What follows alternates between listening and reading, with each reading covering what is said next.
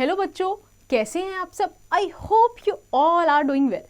तो आज हम पढ़ेंगे रिप्रोडक्शन इन प्लांट्स। तो प्लांट्स अपने आप को कैसे एक से दो में कन्वर्ट करते हैं, वही तो रिप्रोडक्शन है, राइट? तो हम देखते हैं कैसे होता है। So let's get into the topic.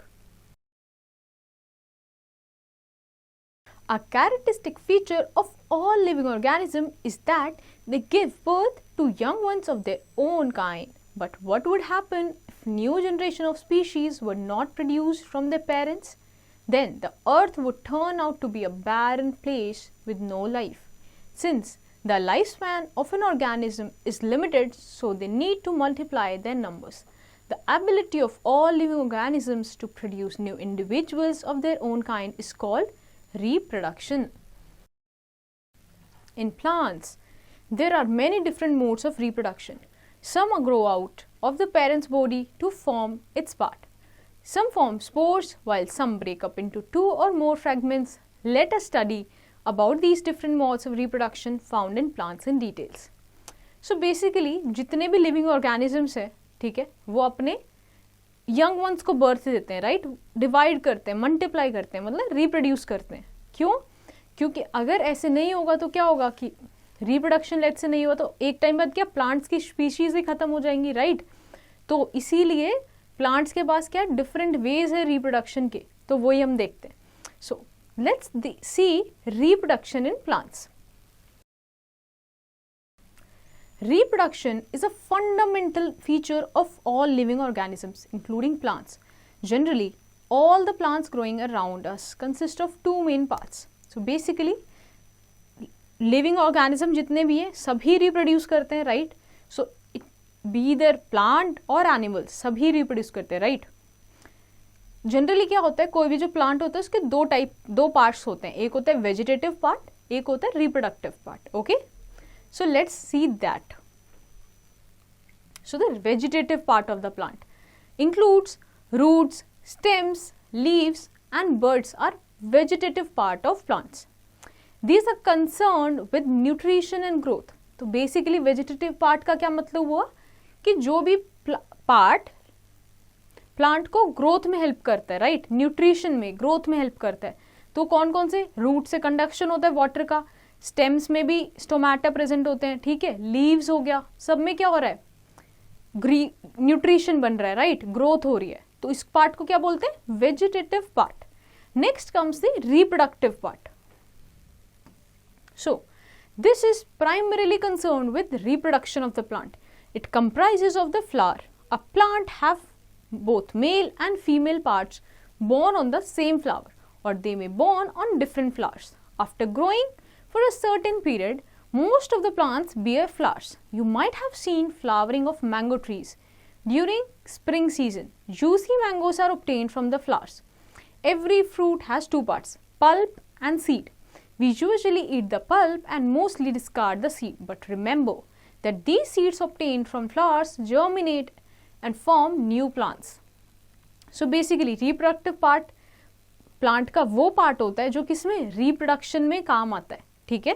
तो जो बेसिकली रिप्रोडक्टिव पार्ट क्या होता है? Flower is the reproductive part, ठीक है? तो जो प्लांट का एक फ्लावर होता है वो या तो मेल और फीमेल दोनों पार्ट बियर करता है, या फिर एक फ्लावर कंप्लीटली मेल होगा और सेम प्लांट पे दूसरा फ्लावर क्या होगा? फीमेल होगा, ठीक है? तो क्या होता है कि मोस्टली हम लोगों ने देखा होगा कि जो कोई भी प्लांट होता है उसमें सीड्स, उसमें क्या आते हैं? फ्लावर आते हैं. जैसे कि मैंगो के केस में अगर हम देखें तो मैंगो का फ्लावर क्या है? मैंगो ट्री का क्या फ्लावर है? मैंगो, ठीक है? तो हम मैंगो में से तो बेसिकली पल्प खा जाते हैं और क्या सीड बच जाता है, ठीक है? तो फ्रूट जो होता है ना, फ्रूट होता है उसके दो पार्ट्स होते हैं, क्या? पल्प एंड सीड, ठीक है? और जो बेसिकली सीड है वो भी वापस किस में जर्मिनेट करेगा? एक नए प्लांट में जो वापस से मैंगो ट्री में डेवलप होगा. Now the reproduction in plants is of two types, asexual reproduction and sexual reproduction. अब जो रिप्रोडक्शन है प्लांट्स में वो दो टाइप से होता है. एक होता है एसेक्सुअल रिप्रोडक्शन, एक होता है sexual reproduction. Now let's understand these terms. So first asexual reproduction. When reproduction is carried out by means of a single parent, such type of reproduction is called asexual reproduction. The ability to produce new individual asexually is common in plants.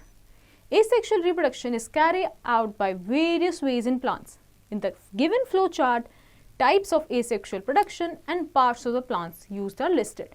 So basically कोई भी basically जब reproduction सिर्फ एक parent से होता है या फिर मेल से या फिर फीमेल से, तो उस टाइप की रिप्रोडक्शन को हम क्या बोलते हैं, एसेक्सुअल रिप्रोडक्शन. ऐसा रिप्रोडक्शन मोस्टली हम प्लांट्स में देखने को मिलता है हमें. ठीक है, तो let's get to the next page now. So this is the table, this is a chart showing the asexual reproduction, different types of asexual reproduction seen in plants. So first is vegetative propagation, budding, fragmentation and spore formation. ये वो 4 तरीके हैं जिसकी वजह से क्या होता है, asexual reproduction होता है. So vegetative propagation हम कहाँ देखने को मिलता है, stem में मिलता है, right? और किस में मिलता है, roots में देखने को मिलता है, लीफ में होता है, बड में होता है, और फिर इसी के एग्जाम्पल्स हैं. So now let's understand vegetative propagation in detail. The asexual reproduction in which new plants are produced from roots, stems, leaves and buds are called vegetative propagation. Okay. तो अब देखो, जब आप दूसरा प्लांट asexual मतलब एक ही plant या तो मेल या फीमेल यूज हो रहा है, राइट? अब जब एक ही प्लांट से नया प्लांट बन रहा है using what, roots, stem, leaves and buds. ठीक है, ये सारी चीज यूज करके जब कोई नया पौधा बनता है तो उसको क्या बोलते हैं, vegetative propagation. Since roots, stems, leaves and birds are the vegetative part of a plant, hence it is known as vegetative propagation. अब ये जो सारे प्लांट्स है क्या हैं, एक वेजिटेटिव पार्ट है ना प्लांट के, इसीलिए हम इनको क्या बोल रहे हैं, vegetative propagation. Here some categories of plants are discussed in which vegetative propagation occurs. तब देखते हैं किस किस में vegetative propagation होता है. Now let's see and understand the vegetative propagation through stem. So basically अब vegetative propagation मतलब अब एक नया प्लांट ग्रो हो रहा है किसके थ्रू, स्टेम के through.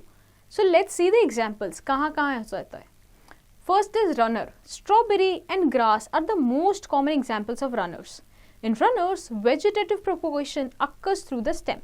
The runners produce underground stems. As these stems grow through the soil, they produce new roots and shoots at definite intervals above the ground. They may break off from the mother plant and grow as independent plants.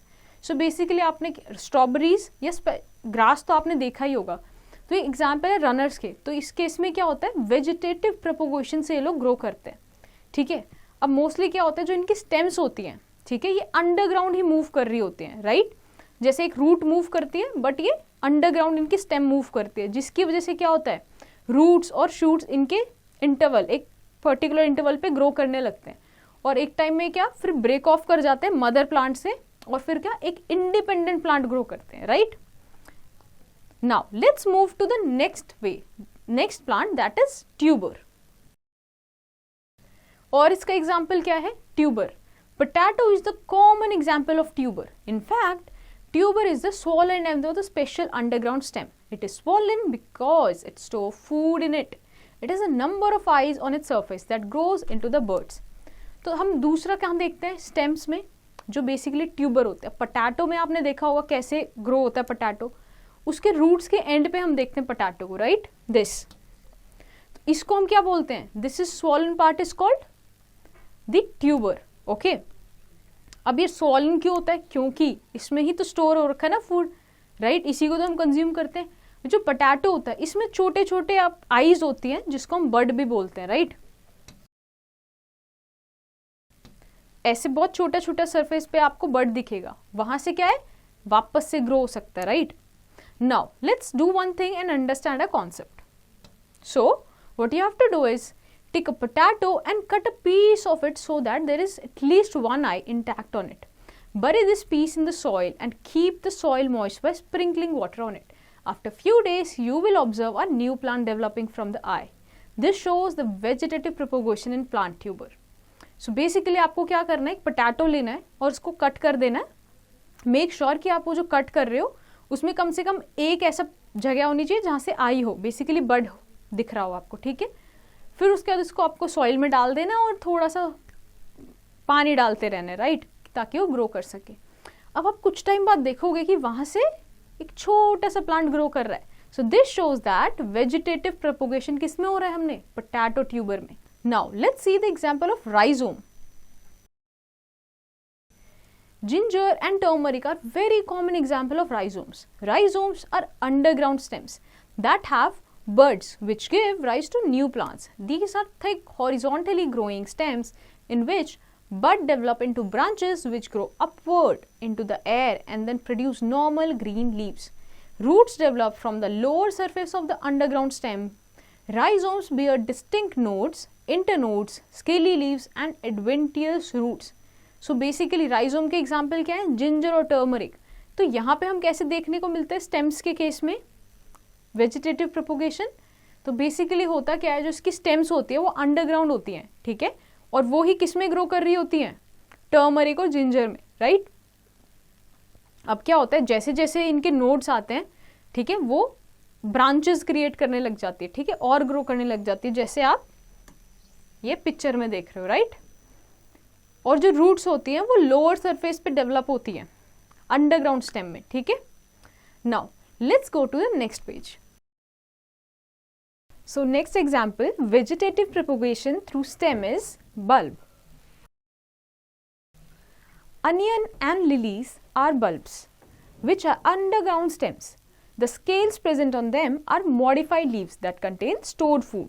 At the center of the bulb is a bud called apical bud. The buds on the sides are called lateral buds. The apical bud produces leaves and flowers, while the lateral bud produces shoot of a new plant. As the plant grows and develops, it forms a new bulb underground. So basically, आपने bulb किसको कहा गया है, तो onion में आपने देखा होगा नीचे एक पार्ट होता है जो थोड़ा सा टाइट होता है, राइट, और हल्का येलोइश होता है यहाँ पे, तो इसको हम क्या बोलते हैं, बल्ब, ऑलराइट। तो ये वो जो पार्ट होता है ये लीव्स में रूट्स देता है, राइट। तो दो टाइप के, यहीं से बल्ब के पास एक सेंटर होता है जिसको हम क्या बोलते हैं, एपिकल बर्ड या फिर lateral bud, alright. Now let's move to the next part which is vegetative propagation through roots. अब वेजिटेटिव प्रोपोगेशन मतलब कि हम दूसरा प्लांट बना रहे हैं एक प्लांट के पार्ट से, और वो प्लांट का पार्ट क्या है, रूट। अब हम देखते हैं वो कैसे होता है। So first example is root tuber. Dahlia and sweet potato are the examples of root tubers. Roots are swollen by storing food. Buds develop at the base of the stem of these plants. They grow into a new plant by taking nutrition from the swollen modified root. If the root tuber of sweet potato is cut into pieces and sown in well prepared soil, a new plant will be produced. So basically sweet potato हो गया, तो उसमें क्या होता है, root tuber किसको बोला गया है, ये पार्ट को, ऑलराइट। बेसिकली स्वीट पोटैटो जो होता है जिसको हम कंज्यूम करते हैं वो क्या होता है, एक पार्ट होता है जिसमें उस प्लांट ने अपना फूड स्टोर किया है, राइट। तो अगर हम उसी को पीसेस करके कट करके एक वेल प्रिपेयर्ड सॉइल में डालेंगे तो क्या हम देखेंगे कि प्लांट ग्रो हो गया, राइट। तो ये किस तरीके का काम कर रहा है, वेजिटेटिव प्रोपोगेशन का, alright. Now let's see how vegetative propagation through leaves happen. So let's see in the floral bird. In the plants like Bryophyllum, the margins of the leaves contain buds. These are called floral buds. Small plants like plantlets arise from these buds. The plantlets may drop from the leaf and grow up into a new plant.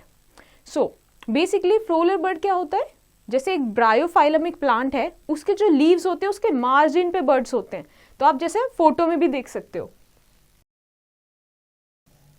ये जो इसके margin है leaves के, यहाँ पे क्या है, birds है, इसको हम बोलते हैं floral bird, alright.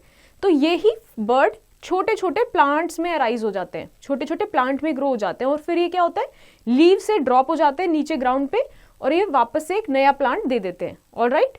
Now let's see the vegetative propagation through the bird. अब जो बर्ड होता है उसके थ्रू कैसे होता है vegetative propagation. So first example is through बुलबिल. In some plants like agave, the floral buds are modified into bulbils. When these bulbils are detached, they come in contact with the soil and develop into new plants. So कुछ plants ऐसे होते हैं जैसे like agave, इनके जो birds होते हैं वो ही एक फ्लोरल बर्ड की तरह मॉडिफाइड होते हैं, राइट? जो इनके फ्लोरल बर्ड है वो किस में मॉडिफाइड होते हैं? बुलबिल्स में. बेसिकली कहने का मतलब ये है कि जो इन बर्ड्स होते हैं, राइट, जो फ्लोरल पार्ट है वो ही एक कैपेबिलिटी रखता है किसमें? एक नया प्लांट बनने में. ऑलराइट, नाउ अभी तक हमने देखा कि कैसे नेचुरली वेजिटेटिव प्रोपोगेशन होता है नेचर में, राइट? कहीं पे कोई प्लांट बर्ड के फॉर्म में डेवलप्ड है, राइट? कहीं पे लीफ ही उस तरीके से डेवलप है, कहीं पे स्टेम और रूट्स उस तरीके से डेवलप है. Now let's move and understand how artificial propagation happens. So, some techniques are developed keeping in mind the vegetative mode of propagation. These man-made methods are called artificial propagation. Alright? तो कुछ ऐसे methods भी हैं जिसकी वजह से हम क्या? Artificial propagation मतलब man-made हैं. हम अपने according हम देख सकते हैं कि अच्छा ये stem वाला part है, शायद ये artificial propagation कर सकता है ना? तो हम उसको कट करते हैं. Naturally वो कट नहीं हुआ है, right? हम उसको man कट करता है और क्या उसको दूसरी जगह plant कर देता है. तो जब हम जिसमें मैन का इन्वॉल्वमेंट है, राइट, प्रोपोगेशन में, उसको हम क्या बोलते हैं? Artificial propagation. So one of the ways is by cutting.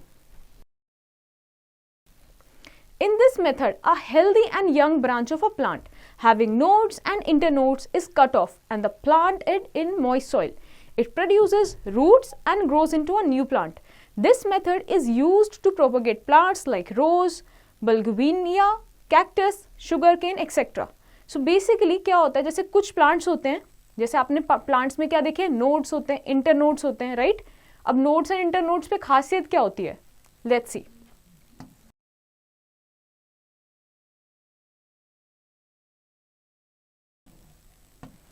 तो जैसे एक ये प्लांट है, राइट? तो इसमें नोड्स क्या होंगे? ये पार्ट जहां से क्या एक नया छोटा सा ब्रांच निकल रहा है, राइट? उस ब्रांच में से भी अगर और एक और ब्रांच निकलेगा लीफ को लेके तो उसको क्या बोलेंगे? Internode, right? ये क्या हो गया? इंटरनोड. तो यहाँ पे बहुत ज्यादा क्या होता है? डेवलपमेंटल एक्टिविटी हो रही है प्लांट में, राइट? क्योंकि वो अब एक स्टेम से अब दो ब्रांचेस में निकल गए, राइट? तो अब हम क्या करते हैं कि इसको यहाँ से कट कर लेते हैं. कुछ प्लांट्स जैसे आपने देखा होगा, रोज हो गया, है ना, इन टाइप के जो प्लांट्स होते हैं उनको क्या हम कट करते हैं इस तरीके से और स्टेम का एक पार्ट कट करके किसमें? सॉइल में डाल देते हैं. सॉइल में ये लोग ग्रो कर जाते हैं. तो इसको हम क्या बोलेंगे? Vegetative propagation through cutting. Alright, now let's see what is grafting. This method is used in horticulture to develop new varieties of plants. In this method, a healthy stem of one plant with oblique cut surface is inserted over the cut stem of another rooted plant. It is then tied together. After some time, new branches develop that show combined features of the two plants. देखो, grafting क्या होता है? Basically कहाँ use होता है? जब हमें कोई लेट्स से एक फ्रूटिंग प्लांट है जिसमें फ्रूट आ रहा है, बट हम चाहते हैं कि एक ऐसा फ्रूट आए जो इन दोनों का ही दोनों को मिक्स करके एक अच्छी वैरायटी बन सकती है, राइट? तो उसको हम क्या बोलते हैं? ग्राफ्टिंग. तो उसमें बेसिकली किया जाता है, प्लांट का जो एक पार्ट है, स्टेम का जो पार्ट है, उसको हम कैसे? ओब्लिक कट देते हैं. What is oblique cut?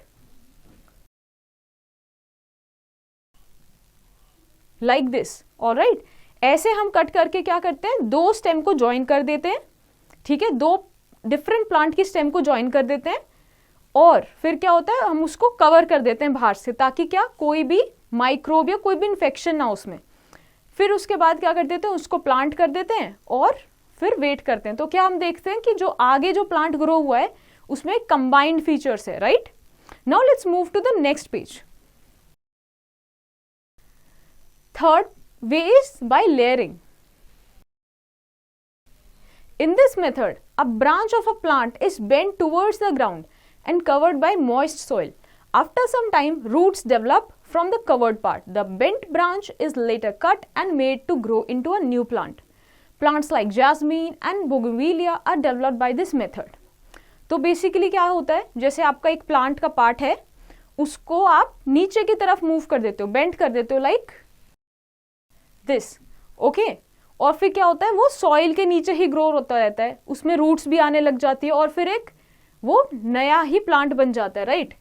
अब ये जो पार्ट है इसको हम क्या बोलेंगे, एक न्यू प्लांट। ऑलराइट, तो अब हम क्या करते हैं कि इसको और इसको फिर एक डिफरेंट, दो अलग प्लांट की तरह ट्रीट करते हैं, ठीक है। तो इस तरीके से कब, लेयरिंग के थ्रू क्या करते हैं, artificial propagation. Now let's see the advantages of vegetative propagation. ऐसे प्लांट के कुछ पार्ट से दूसरे प्लांट का फॉर्मेशन करना, इसका एडवांटेजेस क्या है। So first is it takes less time to produce new plants. Okay, so देखो क्या होता है कि जब कोई नया प्लांट ग्रो कर रहा है, अगर वो सीड से ग्रो करेगा तो उसमें पहले रूट डेवलप होगी, शूट डेवलप होगी, फिर धीरे धीरे धीरे छोटा सा बड़ा फिर बनता है, राइट। बट क्या होता है वेजिटेटिव प्रोपोगेशन में आप ऑलरेडी एक स्टेम का ग्रोड पार्ट डाल रहे हो उसमें, ठीक है, जो ग्रो कर चुका है, राइट। तो क्या होता है वो लेस टाइम लेता है एक नए प्लांट बनने में, right. Second, the plants produce are identical to the parent plant. तो यहाँ पे क्या होता है कि जब आपने सेम पार्ट उठा के आपने क्या किया, उसको ग्रो कर दिया, तो वहां पे तो कोई चेंजेस आएंगे ही नहीं, तो क्या होता है आइडेंटिकल हमें प्लांट्स मिलते हैं। Third is many plants are able to tide over unfavourable condition. This is because of the presence of organs of asexual reproduction like tubers and bulbs. तो बेसिकली इसमें क्या होता है, काफी सारे प्लांट्स जो होते हैं वो अनफेवरेबल कंडीशन में भी रह जाते हैं। ऑलराइट, क्यों, क्योंकि उसमें क्या होता है जो एसेक्सुअल रिप्रोडक्शन के ऑर्गन्स होते हैं लाइक ट्यूबर्स या बल्ब्स, ठीक है। ट्यूबर्स और बल्ब्स कहाँ देखे थे हमने, सॉइल के नीचे, उसकी वजह से वो क्या होता है अनफेवरेबल कंडीशन में भी ग्रो कर पाते हैं, right. Fourth is it is extremely beneficial to agriculturists as they can raise crops like bananas, sugar canes, potatoes, etc. that do not produce viable seeds. Alright, तो ये एग्रीकल्चरिस्ट जो हैं, है ना, उनके लिए बहुत ज़्यादा हेल्पफुल होते हैं। कैसे, क्योंकि वो जैसे बनाना जैसे शुगर केन के जैसे क्रॉप्स को ग्रो कर सकते हैं, क्योंकि उनको क्या सीड की जरूरत नहीं पड़ती। Alright, now let's understand one fact. You know, micropropagation or tissue culture is a technique of growing plants cells outside an intact plant. Micro refers to small pieces of plant tissues used. This material is grown in special nutrition medium. Plant tissues taken from a plant part like root, stem and leaf can be stimulated to grow in a solution by addition of nutrients and certain plant hormones. Tissue culture is now used for the development of desired varieties. तो आपने एक word है micro propagation, जिसमें micro का क्या मतलब है, small pieces. Alright, तो स्मॉल पीसेस किसके, प्लांट के स्मॉल पीसेस। तो इस टेक्निक से क्या करते हैं कि एक प्लांट का जो है, प्लांट का एक पार्ट लेके हम उसको क्या करते हैं, ग्रो करते हैं, जिसको हम क्या बोलते हैं, टिश्यू कल्चर। बट ये जो टिश्यू कल्चर है ये हम सॉइल में नहीं करते, ये बेसिकली हम उसको एक ऐसा मीडियम देते हैं, राइट, एक ऐसा सोल्यूशन या एक न्यूट्रिएंट मीडियम देते हैं, प्लांट हार्मोन्स देते हैं बाहर से, जिसकी वजह से क्या वो एक प्रॉपर ग्रोथ कर सके।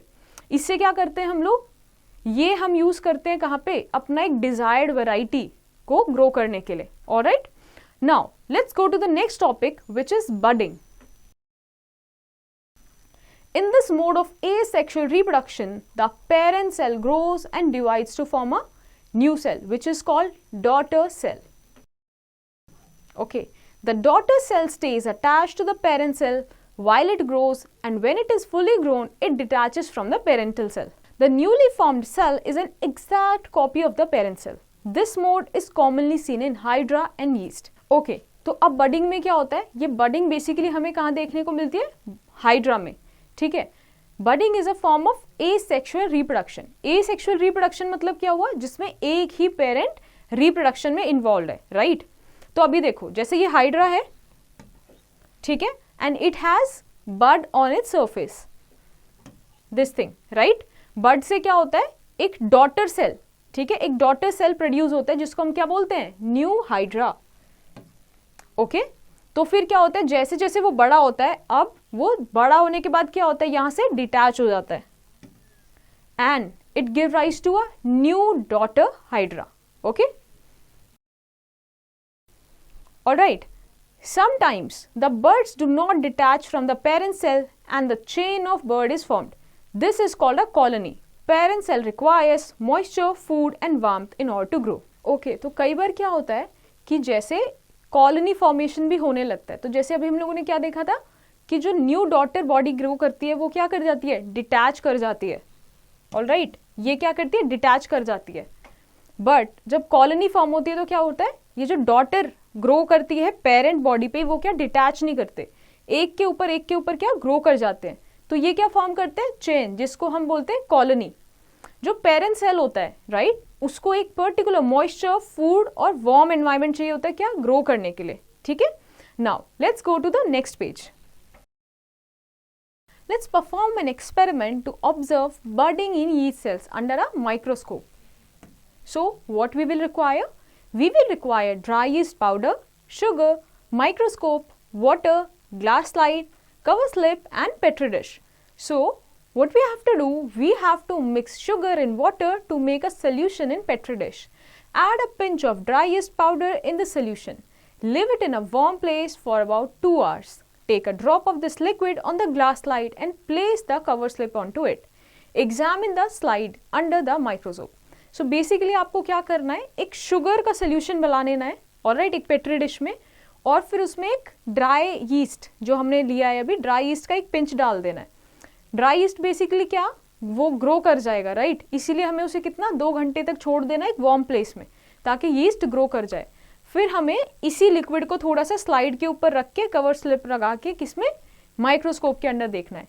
सो what you will observe, you will observe new yeast cells with birds.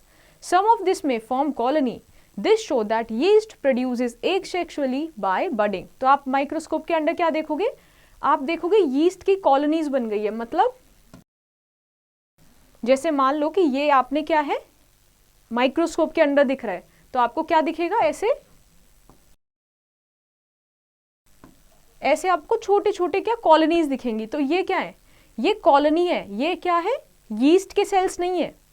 अब देखो, हमें यीस्ट में जब बहुत सारे यीस्ट प्रोड्यूस हो गए तब जाके हमें क्या, एक कॉलोनी, एक बड़ा सा क्या मास दिख रहा है. छोटे छोटे सिंगल यीस्ट हमें कैसे, ऐसे फॉर्म में नहीं दिखेंगे राइट. तो बेसिकली कॉलोनी के फॉर्मेशन को से हम क्या कर रहे हैं, कंफर्म कि यीस्ट ने रिप्रोड्यूस किया है through what, asexually right. Now let's get to an information. You know, dispersal of fungal spores can often cause allergies in human beings. तो आपने देखा होगा कई बार हमें एलर्जी हो जाती है. तो किसकी वजह से हो जाती है, हम देखते हैं ना, जब फंगल स्पोर्स, हमने देखा है जो स्पोर्स होते हैं ना, वो हमारे एयर में हमेशा प्रेजेंट ही होते हैं. बट कुछ ऐसे सीजन्स आते हैं जब क्या, हमें ज़्यादा एलर्जी या स्नीजिंग होने लगती है. That is due to the dispersal of those fungal spores and movement of those spores. Now let's move to the next topic, which is fragmentation. Spirogyra is a multicellular alga found in freshwater ponds and in slow streams as slimy green patches. When water and nutrition are available, then it grows and multiplies rapidly by fragmentation. During this process, algae like Spirogyra break up into 2 or more fragments on maturation. These fragments or pieces grow together in new individuals. This process continues many times and very soon algae cover a large area in a short period of time. अब आपने देखा होगा जो भी Pond's होते हैं, या river में तो नहीं बट पॉन्ड्स होते हैं जहाँ पे क्या, स्टैग्नेंट वाटर है, तो वहाँ पे आपने देखा होगा एल्गी, एक स्लाइमी टाइप का जो मटेरियल होता है वो बिल्कुल कवर कर लेता है बेस को. तो उसी का एक एग्जाम्पल क्या है, स्पाइरोगैरा. ये एक टाइप की एल्गी होती है, मल्टी सेलुलर एल्गा होता है ये, और क्या, ये फ्रेगमेंटेशन से ग्रो करते हैं. तो basically fragmentation as the name suggest, let's say एक माइक्रोस्कोप, एक ऑर्गेनिज्म है ठीक है, और वो क्या होता है, ब्रेक हो जाता है पीस में, फ्रेगमेंट कर लेता है अपने आप को राइट. तो वो क्या हो गया, ब्रेक कर लिया, और अब वो दोनों ही पार्ट क्या, डिफरेंटली अब अपने आप में ग्रो करते हैं. ठीक है, इन्होंने ग्रो किया राइट. अब क्या होगा, नेक्स्ट फ्रेगमेंटेशन में हम क्या देखेंगे कि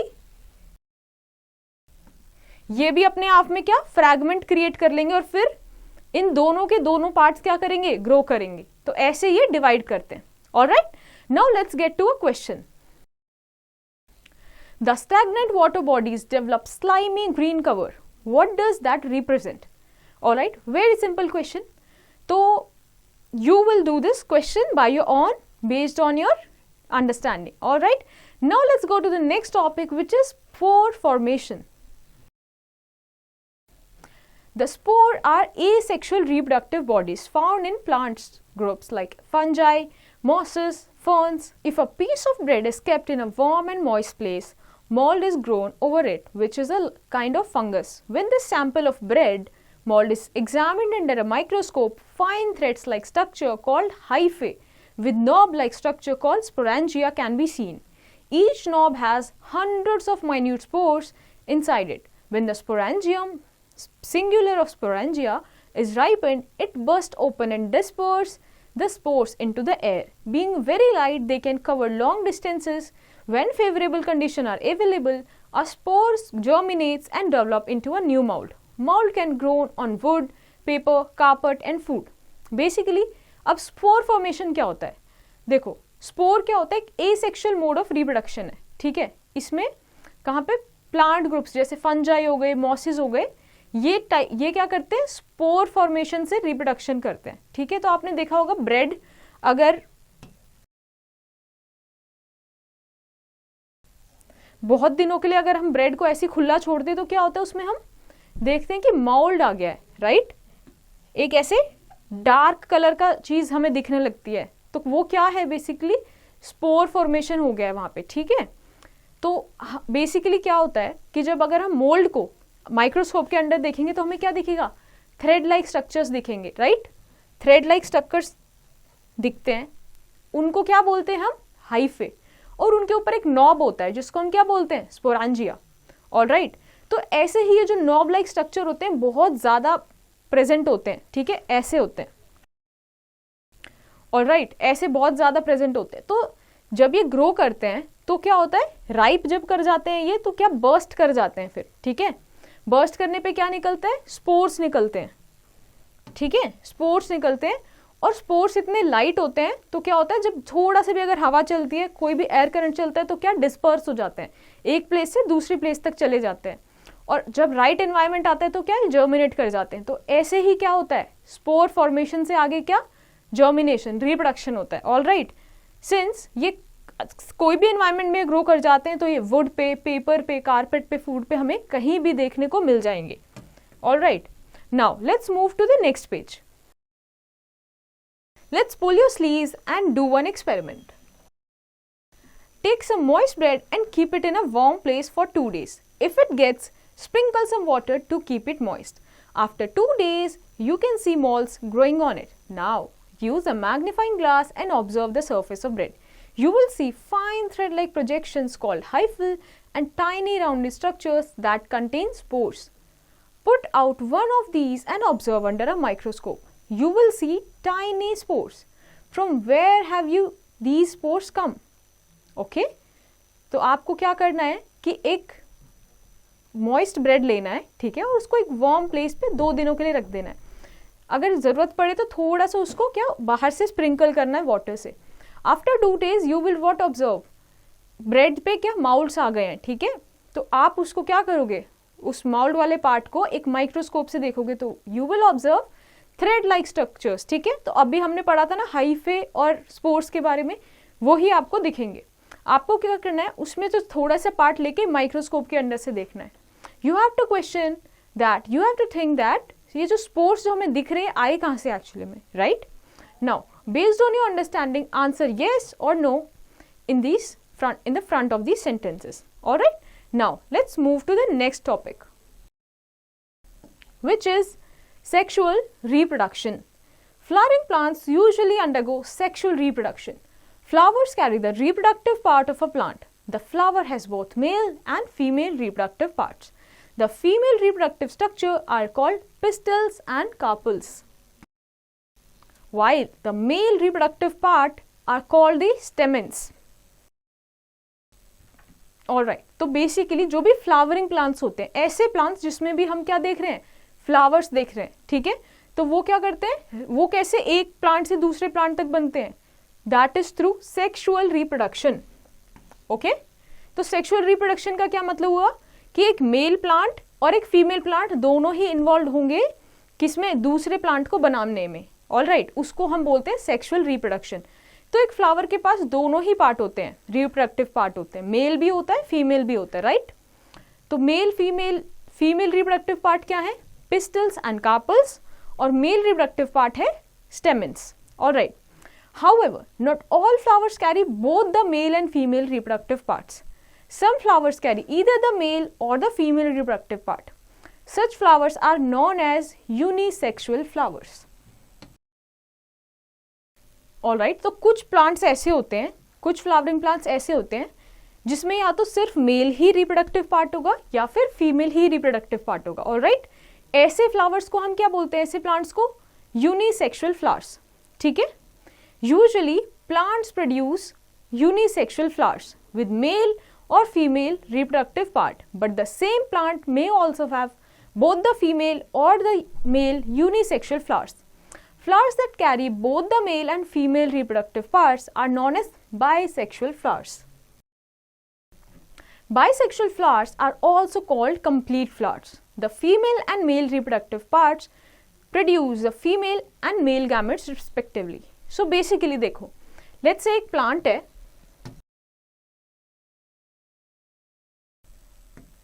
और ये उसके ऊपर दो फ्लावर्स आ रहे हैं, ऑलराइट। तो या तो ये पॉसिबिलिटी हो सकती है कि ये दोनों ही क्या बाइसेक्सुअल फ्लावर्स हों, मतलब क्या दोनों में मेल और फीमेल दोनों ही क्या रिप्रोडक्टिव पार्ट्स हैं, ठीक है।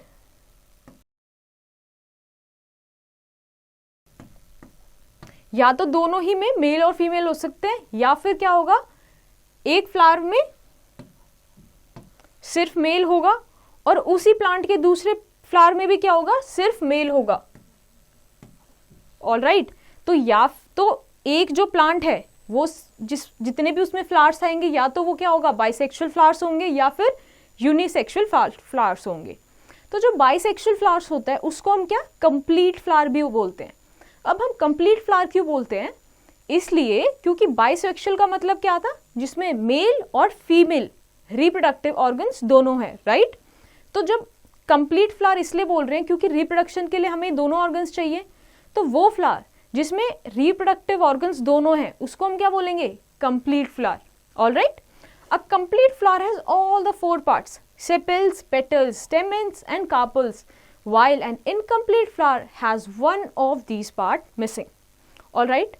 Now, flowers of China rose, petunia, lily and mustard are example of bisexual flowers, while the flowers of cucumber, pumpkin and papaya have either the pistil or the stamens. Hence, these flowers are the what? Unisexual flowers. Alright? So, जब आप देखोगे, let's say अगर आप China rose देखो तो आप उसमें क्या देखोगे, कैसा ऐसे टाइप का कुछ देखोगे कि उसमें क्या है, फिलामेंट्स भी दिखेंगे आपको, ठीक है, पेटल्स भी दिखेंगे, एंथर्स भी दिखेंगे और ओवरी भी दिखेगा, मतलब दोनों टाइप के दिखते हैं, alright. Hence these flower are the examples of what, unisexual flowers. Now let's go to the next page.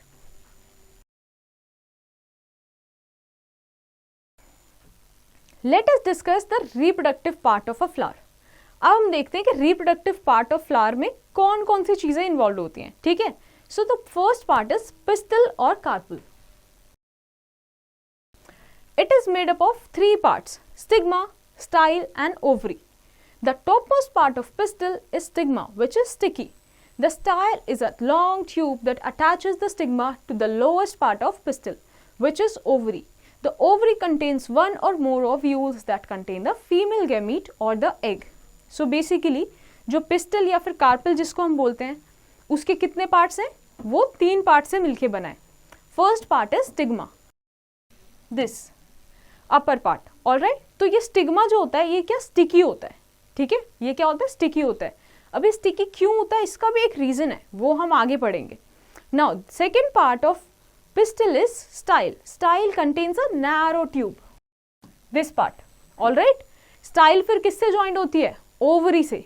Ovary में क्या होता है, एग होता है या फीमेल गैमेट जिसको बोल सकते हैं यहाँ पे, all right। तो ये क्या बनाता है, पूरा चीज मिला के pistol. Next come the स्टेमन। Each stamen consists of filament, anther and connective. The anther has 2 anther lobes containing what? Pollen grains. Pollen grains are very small in size like particles of dust. The pollen grains produce the male gametes. Filament supports the anther while the connective joins the two anther lobe. Alright? तो अब stamen में क्या होता है? Anther होता है और एक फिलामेंट होता है लाइक दिस.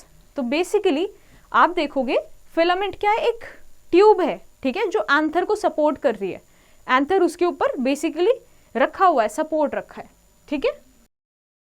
ये जो एंथर है इसमें क्या 4 लोब्स होते हैं. अगर आप कभी इसको प्लांट को देखो, फ्लावर को बहुत अच्छे से देखो, एंथर को खोल के देखो तो आपको क्या दिखेगा? छोटे से 4 लोब्स दिखेंगे ऐसे. और इसमें क्या होते हैं? इसमें होते हैं पॉलन ग्रेन्स. ये बहुत ही लाइट वेट होते हैं और जैसे आप इसको टच करने भी जाओगे ना, ये कि आपके हाथ में चिपक जाएंगे. बहुत छोटे होते हैं, ठीक है. तो स्टेमेन क्या है? मेल रिप्रोडक्टिव पार्ट है प्लांट का, ठीक है. Now comes the pollination. Let's understand what is pollination. For sexual reproduction in plants, transferring of pollen grains from an anther to a stigma is essential. The process of carrying the pollen grains from the anther to the stigma is called pollination. Alright, तो देखो अब हमने क्या पढ़ा? एक हमने female reproductive part के बारे में पढ़ा, जैसे क्या था? पिस्टल. और फिर हमने क्या पढ़ा? Male reproductive part which was stamen, ठीक है. अब देखो यहां से जो एंथर है, ठीक है, एंथर से क्या पॉलन ग्रेन्स जब किसके पास जाते हैं? यहाँ पे स्टिग्मा तक जाते हैं. इसको हम क्या बोलते हैं? Pollination. Alright, so the transfer of pollen grains from the anther to the stigma, from the anther to the stigma, this is called pollination. Alright, ये क्यों इसेंशियल है? ये सेक्सुअल रिप्रोडक्शन के लिए इसेंशियल है, ठीक है. अब हमने जाना कि क्यों जो स्टाइल होता है वो स्टिकी होता है, ताकि जो पॉलन ग्रेन्स है उस पर स्टिक कर जाएं easily. Now let's see the 2 types of pollination. First is self pollination. If the pollen lands on the stigma of the same flower, it is called self pollination. Self pollination occurs in bisexual flowers. देखो अब self pollination क्या होता है कि जब same flower का anther में से पॉलन ग्रेन्स उसी फ्लावर के किस में? स्टिग्मा पे जाके स्टिक हो जाएं, तो हम उसको क्या बोलेंगे? सेल्फ पॉलिनेशन, है ना. As the name suggest, self pollination, खुद में ही. ये हम कहाँ देखते हैं? बाइसेक्सुअल फ्लावर्स में देखते हैं. क्यों? देखो बहुत सिंपल है. बाइसेक्सुअल फ्लावर्स में क्या मेल भी होता है और फीमेल भी रिप्रोडक्टिव प्लांट पार्ट्स होते हैं, ठीक है. तो उसमें क्या सेल्फ पॉलिनेशन का होने का क्या है? पॉसिबिलिटी है. Now let's see the cross pollination. In this process, the pollen grains are transferred from the anther of one flower to the stigma of another flower. Cross-pollination may take place between 2 flowers on the same plant or between flowers on different plants of the same species. Alright, अब cross-pollination क्या होता है? जब एक flower का क्या? Anther में से क्या? Pollen grains. तो एक फ्लावर का पॉलन ग्रेन जब दूसरे फ्लावर के स्टिग्मा पे स्टिक हो जाते हैं जाके, तो उसको हम क्या बोलते हैं? Cross pollination. ऑलराइट, देखो अब या तो ये पॉसिबिलिटी है कि वो सेम ही जो प्लांट है उस पे कोई दूसरा फ्लावर हो, उसके स्टिग्मा पे जाके स्टिक हो जाए. वो कैसे होगा? Let's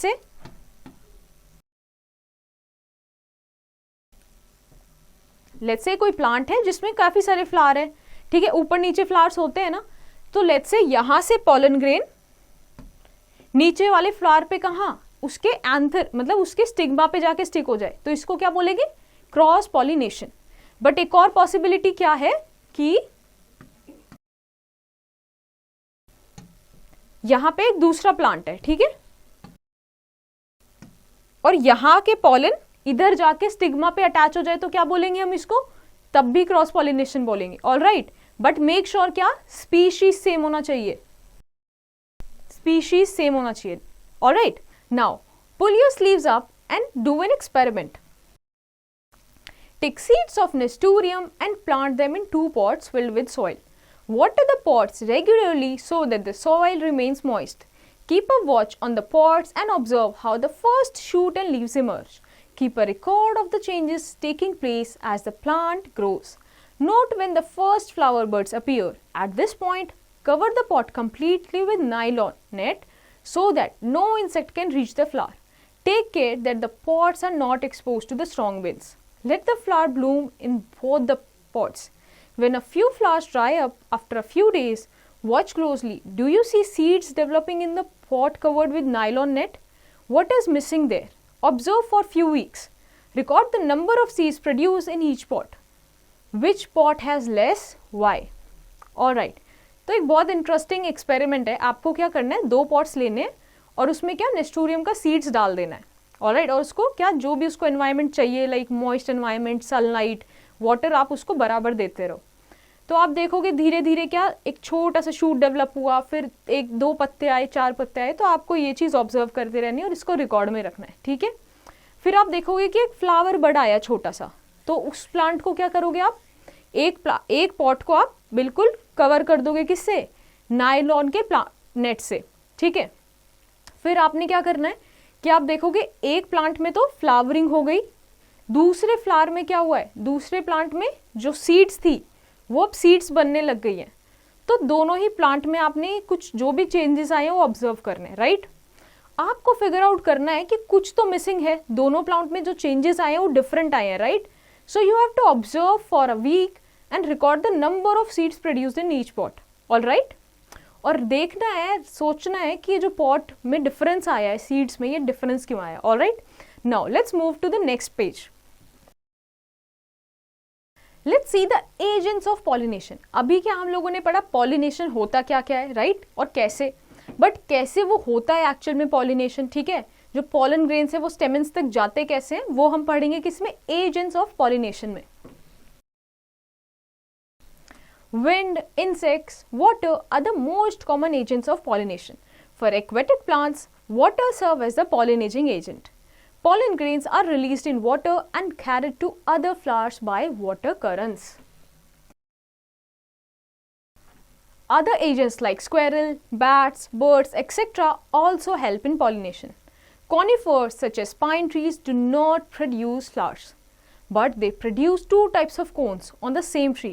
One of them gives off pollens and the other catches the pollen. If the wind is blowing in the right direction, the pollen might reach the cone of another conifer of the same species.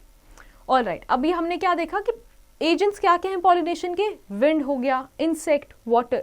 तो जो pollen grain है वो किसके through move करते हैं स्टेमन तक, wind के through, insect के थ्रू, water के through. Right.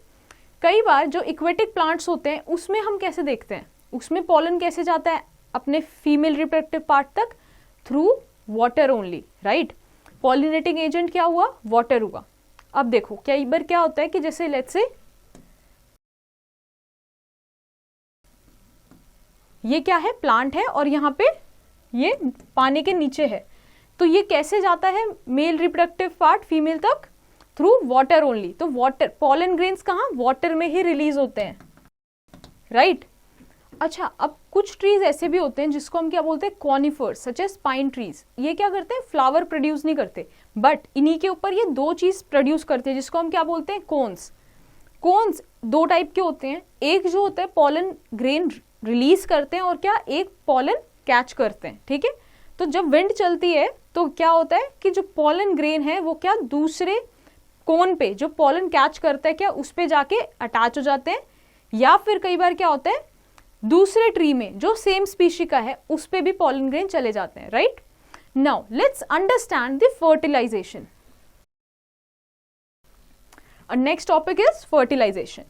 When a pollen grain lands on the stigma of the same species, it germinates and a pollen tube grows out from the pollen grain. This pollen tube travels through the style and reaches the ovule via ovary.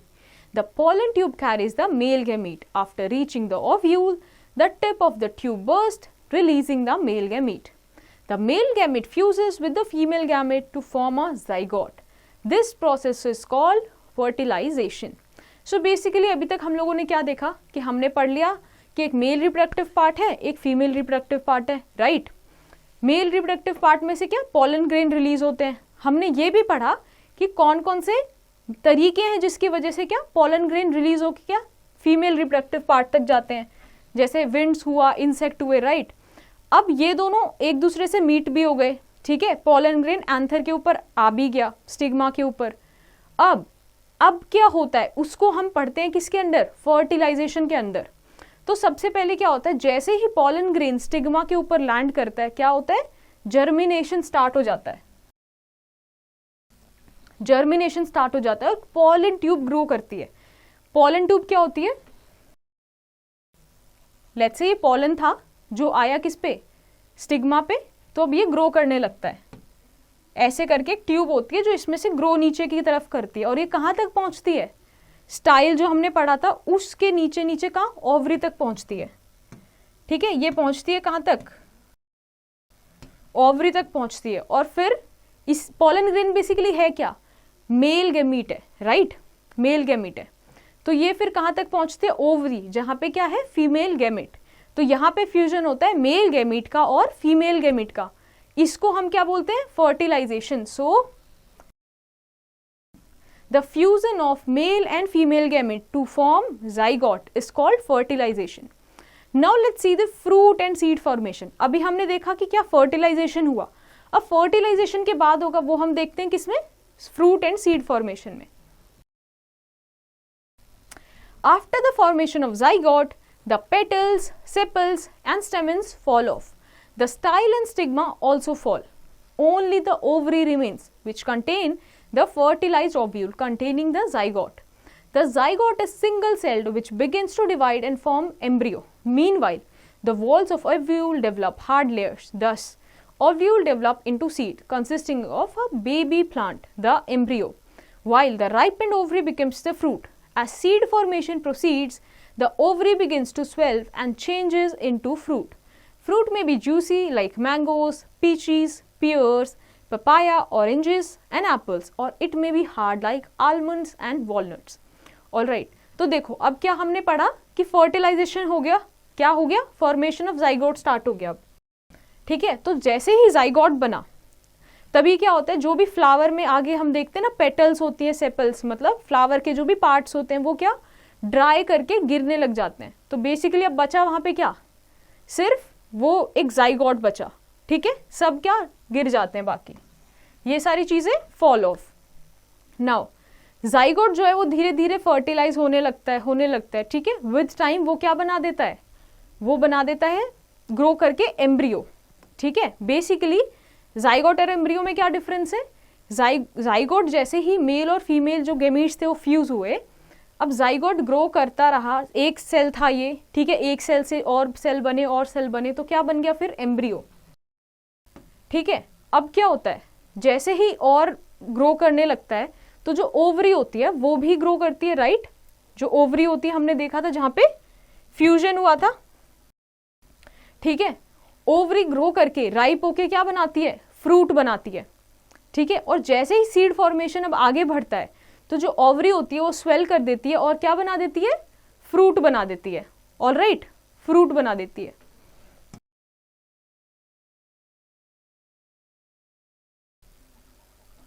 Ovary से क्या बनता है, fruit बनता है।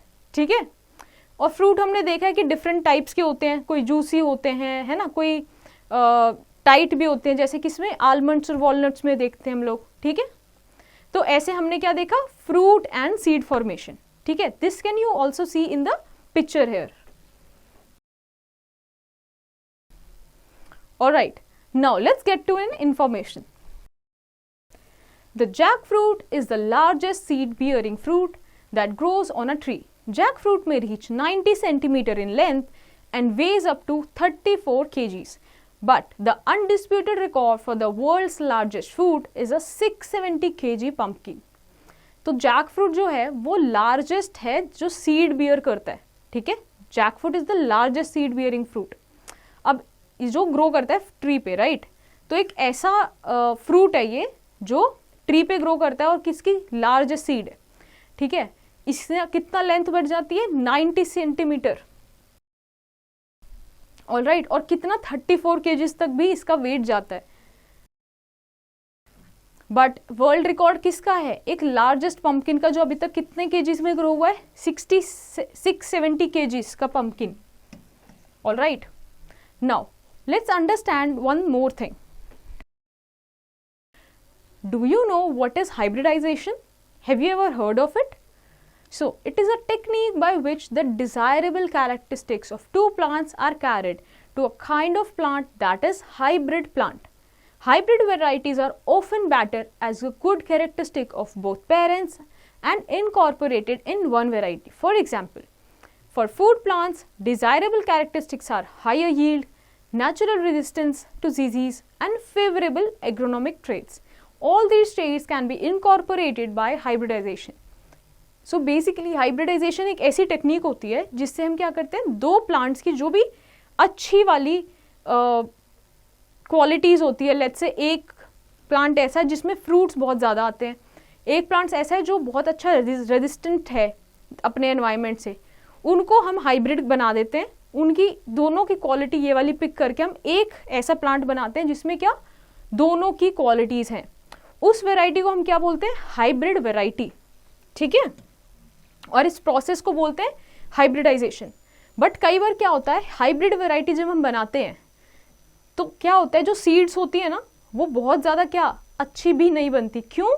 क्योंकि उसमें natural resistant नहीं होता हाइब्रिड वैरायटीज़ में. ठीक है, कई बार सिर्फ हम हायर यील्ड देख के क्या छोड़ देते हैं, natural resistant to the natural environment.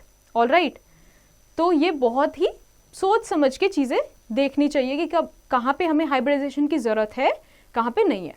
Now let's move to the next page.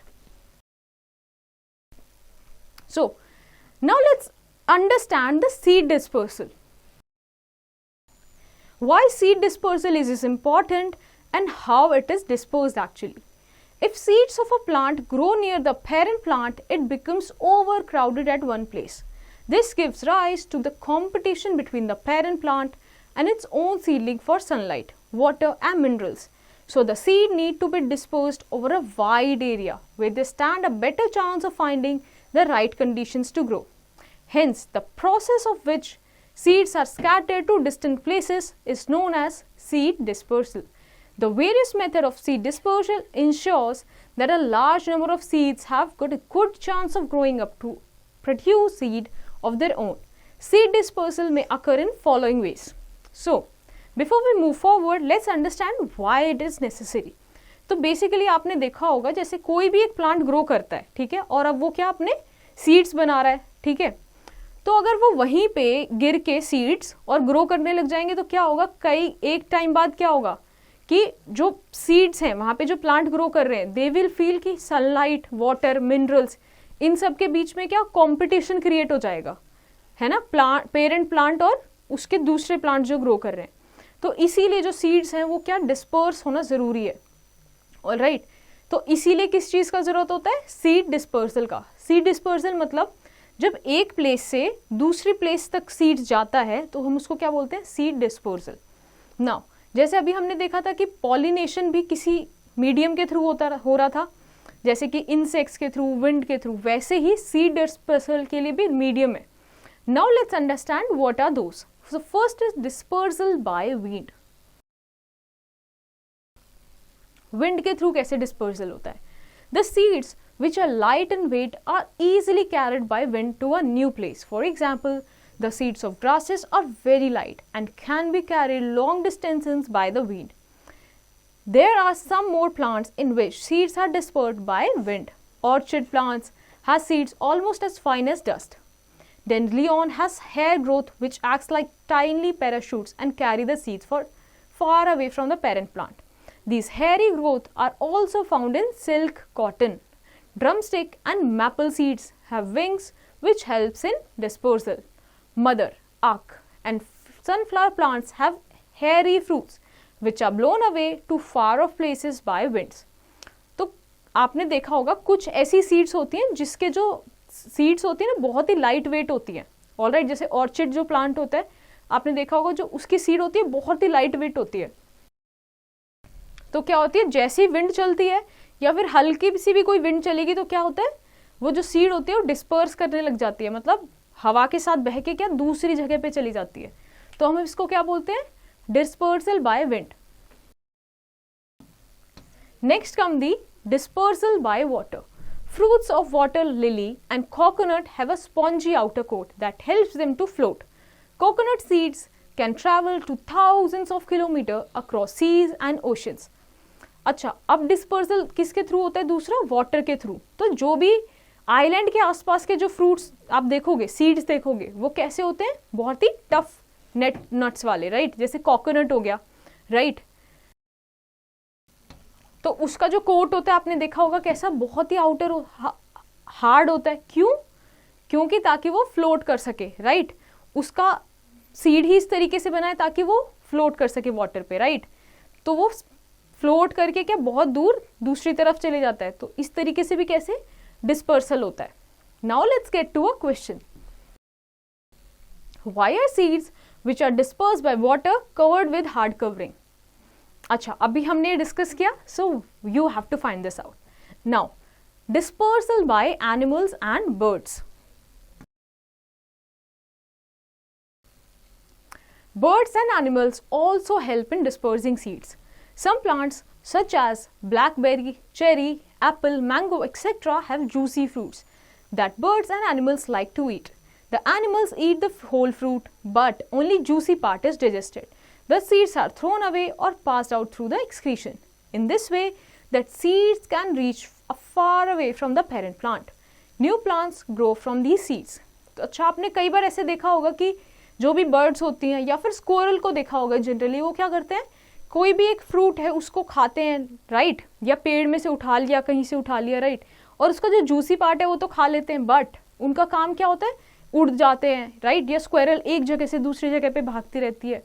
तो इस बीच साथ साथ में क्या हो रहा है कि वो सीड को भी डिस्पर्स कर रहे हैं, ठीक है? तो वो फ्रूट तो खा लेते हैं, अब जहां भी वो पहुंचे वहां पे क्या उसको थ्रो कर देते हैं. तो वहां पे क्या होता है, वो सीड ग्रो कर जाती है. तो ऐसे एनिमल्स और बर्ड के थ्रू क्या होता है? Dispersal. Now birds like parrots love to eat fruits and they help to disperse seeds to other areas through their droppings. Some plants like cocoblur produce seeds through their spines that get attached to the fur of animals. Eventually, the seeds fall off far away from the parent plant. अच्छा, अब कुछ ऐसे भी plants होते हैं जिनकी seeds होती है बहुत स्पाइनी कवरिंग होती है. स्पाइनिंग कवरिंग से क्या उसको अटैचमेंट मिलता है. तो कोई भी अगर लेट्स से बर्ड उसके पास आता है प्लांट के पार्ट, तो क्या होता है उसके फेदर्स में यहाँ पे वो सीड अटैच हो जाती है और जहां भी वो आके उड़ के जाती है तो फिर डिस्पर्स हो जाती है, ठीक है? Next is through dispersal by explosive mechanism. Some plants like blossom, pea, bean and castor have pods that explode when ripen and shoot out the seeds. अच्छा, अब कुछ ऐसे प्लांट्स होते हैं जैसे कि पी हो गया, बीन या बैल्सम हो गया, ये लोग क्या करते हैं, उनका एक पॉड होता है, ठीक है, जिसमें सीड होती है. जैसे ही वो सीड राइप करती है वो एकदम से शूट कर जाती है, बहुत फास्ट से शूट करती है, जिसकी वजह से क्या होता है ना, वहीं पे ना गिर के वो क्या थोड़े एक दूसरे डिस्पर्स हो जाती है. ये इसको मैकेनिज्म को क्या बोलेंगे? Explosive mechanism, right? Now let's move to the next page. You have to do a small exercise based on reading these sentences. You have to name the following. All right. Now let's summarize this chapter through word finders. Reproduction, the process by which new organisms are produced. Asexual reproduction. In this mode of reproduction, plants give rise to new plants without forming seeds. Vegetative propagation, a type of asexual reproduction in which new plants can be grown from the roots, stems, leaves and buds without the need of seeds. Budding, reproduction by growth and division of the parent cells into daughter cells. Fragmentation, reproduction in which a mature organisms break into two or more fragments which grow into new individuals. Sexual reproduction, reproduction involving the fusion of male and female gametes. Unisexual flower, a flower in which either the stamen or the pistil is present. Bisexual flower, a flower in which both stamen and pistil are present.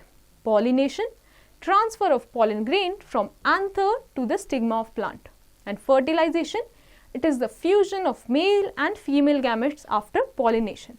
Now, let's take a look on these points.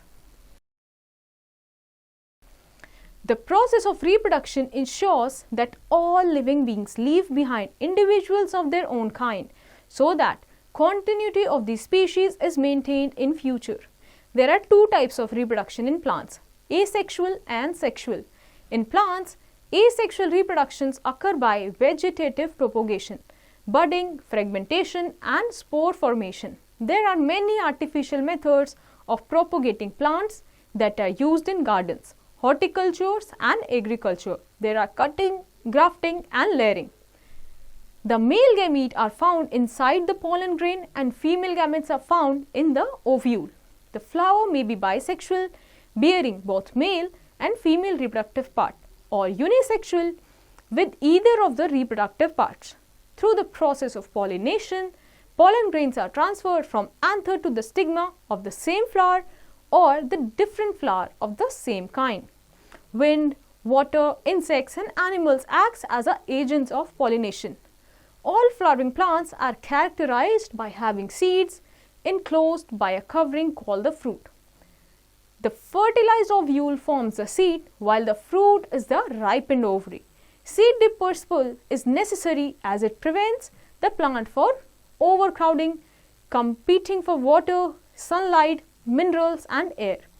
Seed dispersal may take place by wind, water, animal or by explosive mechanism.